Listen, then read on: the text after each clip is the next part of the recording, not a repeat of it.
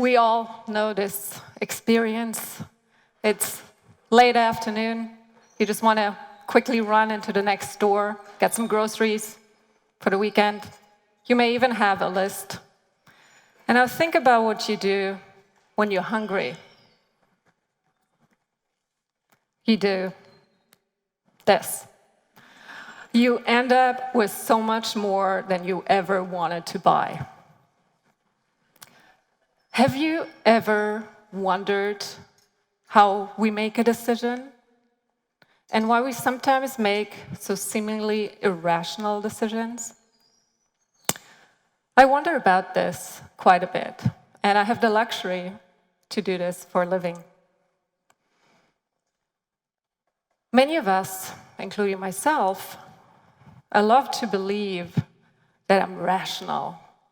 I'm a rational human being. I make decisions based on facts. And these facts are conveyed to me by my objective senses that reflect to me the environment, how it really is. But I think many of us also realize every day that our senses and our decisions are subject to our internal states, how we feel, whether we're hungry or not, whether we're angry, even by our hormones. So why is that? What happens in our brains as we receive sensory information and make a decision? And how is this decision influenced by how we feel? A computer scientist may look at the brain a bit like this, like the black box. It gets input, it produces something, and there's output coming out. So today I want to look with you a little bit into this black box, to try to understand how this black box, our brain, works, and what we can do to try to understand it. And why it sometimes, although we have the same information available to us, produces a different decision. As a neuroscientist, in order to understand this, I believe we have to go beyond human psychology and behavioral analysis. I think we really have to understand what goes on in the brain. You will be aware that the brain is not just like a spongy mass of things that soaks up information miraculously. No, it is much more like a network of transistors, maybe like a computer network. And these units, these transistors, they're called neurons. And they communicate with one another to exchange information and to process information. Importantly, there's many types of these neurons or transistors. They're very specialized function. They do very different things. And also their connectors are plastic. They can get faster, they can get slower. New ones can appear and other ones can disappear altogether. If we wanted to understand such a network, you could take many approaches. One way maybe is to say, okay, what do I do if I want to understand something? One thing many of us like to do is just to say, okay, let's take a piece out, let's see what happens. Let's put another piece in, let's see what happens. You know, you could imagine doing this with a computer code. You just delete some lines, put others back, and see what the result is. Neuroscientists believe that this is what we need to do. We need to be able, in order to understand how such a network works, to analyze the function of its single components and how they talk to each other. And one way to do this would be just to take them out and put them back or replace them, make them better or less good.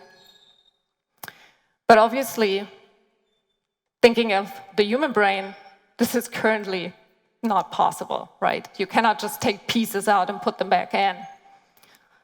And in addition, the human brain consists of over 87 billion neurons and many more synaptic connections between them.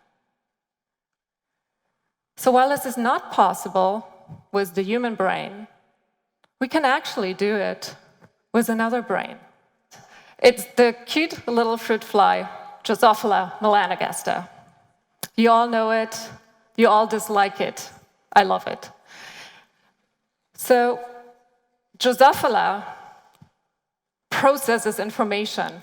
It does have a brain, it does have a brain, really. And this brain, in contrast to ours, only has about 100,000 neurons. So a lot less, compare 100,000 to almost 100 billion neurons.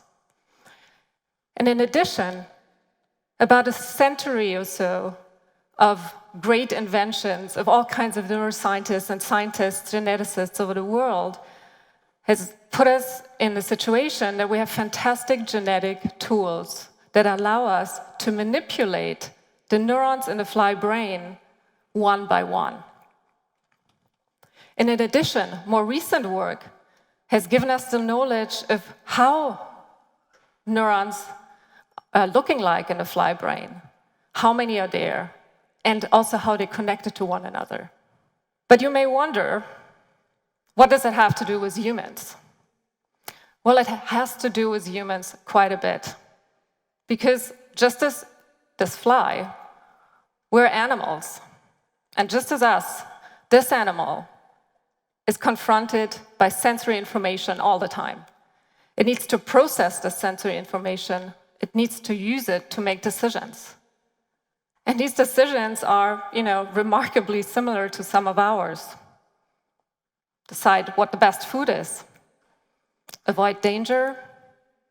Find your mating partner. And even to protect or make sure that your offspring has the best available conditions to survive. But how do you ask a fruit fly what it thinks and what it wants to decide? Or maybe more importantly, how do you figure out what's going on in the brain of the fruit fly as it thinks? Well, it's actually pretty straightforward. We just ask it. We just ask the fly. Let's say we give it the choice between two options, odor A and odor B. And we put the fly in a maze, and we just literally watch how the fly goes either to one option or the other option. And that tells us what the fly prefers. But now, using these sophisticated genetic tricks we have in a fly, we can now dissect its brain as it is undergoing behavior, as it is making the decision. We can literally switch on or switch off the activity of neurons in the behaving animal. And we do exactly what you would do in order to understand any machine. You would take pieces out and put them back in order to try to figure out what they do for the system. And we can even go beyond that. We can do the same with genes. We can inactivate genes, we can activate genes, and we can do this in very specific types of neurons.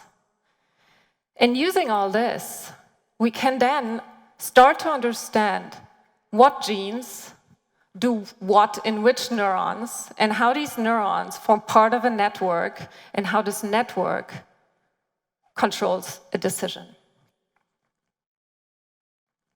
I want to illustrate this to you with two examples from our work. That's not, I should say, only what I do. This is something I do with a group of very talented, interested people. Many of you will have heard, or maybe experienced, that the perception of a female changes when she's pregnant, for instance, of odorants. Your favorite food may smell less good than before. Even the aftershave of your partner may not be very attractive anymore. Well, guess what? The same happens to the female fly. Upon mating, her perception of the world changes quite drastically. She gets interested in things that before were really not interesting to her. For instance, one of the things she really starts to find extremely exciting is the odor of polyamines. Among polyamines are these things like putrescine, cadaverine. Yes. As the name says, cadaverine is produced by dead bodies, right? So, and she loves that. She really starts to like this. And it turns out that cadaverine or all polyamines for that matter, are really, really good for her reproductive success. And not only for hers, also for yours. Well, the good news is it's not only produced by dead bodies, it's also rich in oranges, and it's produced by your microbiome. So that's all good. So what happens? Why does she change her preference to these odors?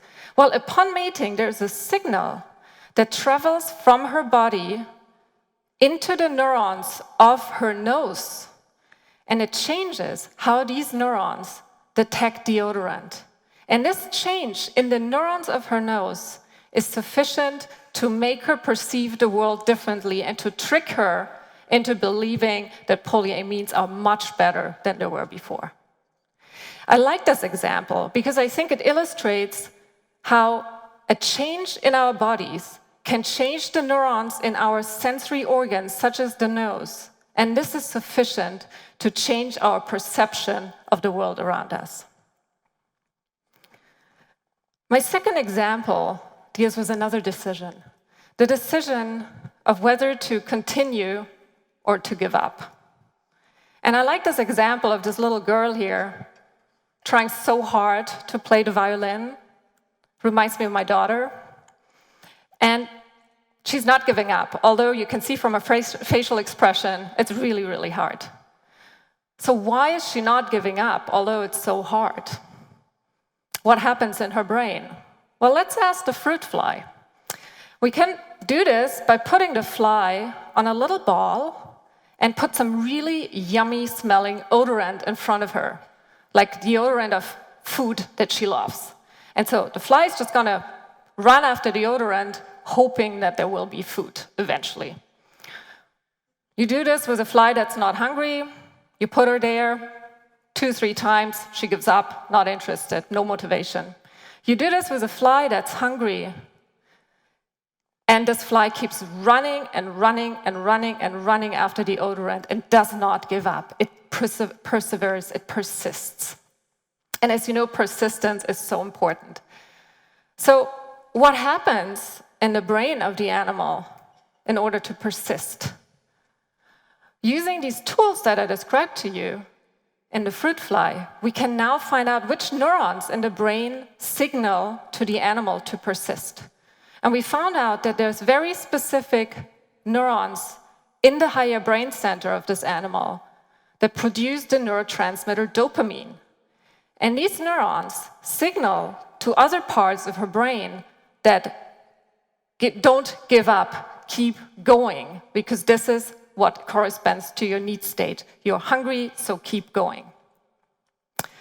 Dopamine is highly conserved. We all have both dopamine in our brains. We use it for learning. We find it rewarding.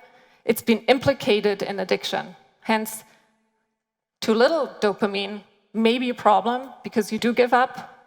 Too much dopamine may also not be good because you may not stop when you really should. With the fly, we can go ahead now and try to understand how and where dopamine acts in the brain and what it really does during things like perseverance. So, what has all this told us, all this research on the fly told us? What does it do for our knowledge about human decision-making? Well, I believe it does a lot. First of all, you and I, we're just animals, such as this fruit fly.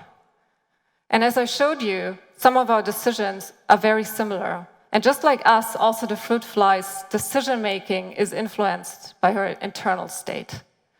And because neurons, genes, and neural networks are fundamentally conserved, I strongly believe, and especially now, that these are exciting times for neuroscience because we now have the tool, using fruit fly research, to really dissect the brain and understand how it works. And this may not only be useful for us to really pinpoint where something goes wrong in the brain when you have, for instance, a neurological condition. There's this other goal that I find very important, and this is just to understand how the brain works. How does our brain work? How do we make a decision, and why do we make the decision? And perhaps more personally, my research and the research of other people in the field have showed me that internal states and emotions have an incredibly strong influence on our decision-making by sometimes just working directly on your very senses. And when I interact with others, and when I think about myself and my decision-making, I want to leave you with one message, and that is, just remember that we're just sometimes blinded and victims to our own senses. Thank you.